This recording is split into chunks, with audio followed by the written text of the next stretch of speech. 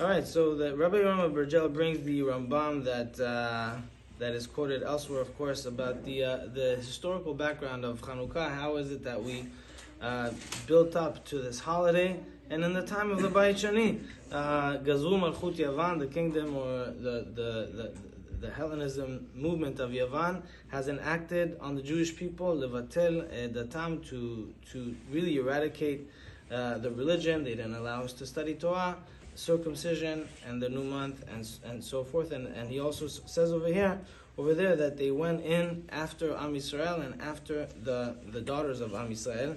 And it's also brought down in other places. Says Rabbi Yoram Benchlouch, it's fascinating that normally Chanukah falls around the time of the parasha of Yosef, where we read exactly about Yosef and Eshet Potiphar and his challenge with the wife of Potiphar and him having to overcome that. He says over there that Yosef has a very strong, maybe silent connection to Chanukah. And Chanukah, it says that the Yevanim forced the Jewish people, and they told him, Kitvu lachem al keren ashor, write for yourselves on the horn of an ox, en lanu chelek be'eloi Israel, we don't have a part in the God of Israel. So he says, why is it that they wanted them to write it on a shofar or a horn of an ox?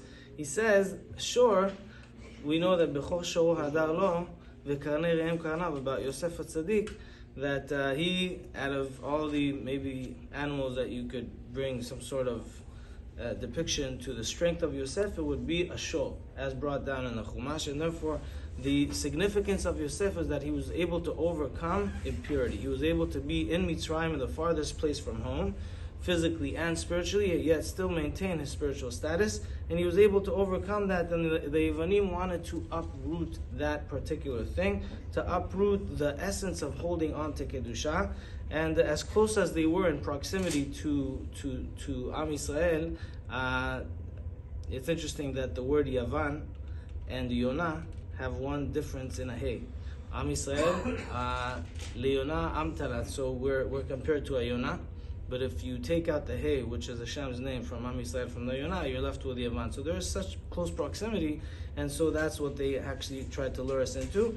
And in Chanuka, we connect to the idea, says Rabbi Benchlouch, of Yosef, of Kedusha, of holiness, and that brings us up closer to Hashem and to the Torah. The Kaf HaChaim brings a very interesting notion. We say that the Chanuka should be at a certain height, right? It shouldn't be less than 3 tefachim.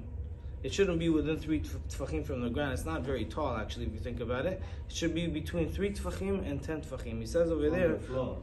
From the floor. Correct. Not from the floor, from the floor. And he says over there that the idea, says the Kaf HaChaim in his mystical twist, is that perhaps the 3 tefachim correspond to the Shekhinah, or the divinity, or the holiness, that with the light of Chanukah we're trying to uplift ourselves or the spirituality of the world and bring it up from the ground and bring Kedusha higher and higher, but definitely it should not be low. We should bring up the Kedusha.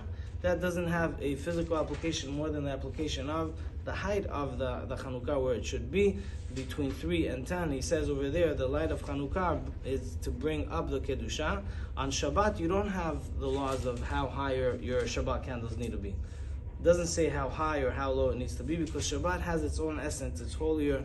There's no jurisdiction on that. But on Chanukah, the notion of bringing up the light, bringing up the spirituality, bringing up the sparks of spirituality is something beyond maybe the physical halachic applications that we try to connect to. Amen.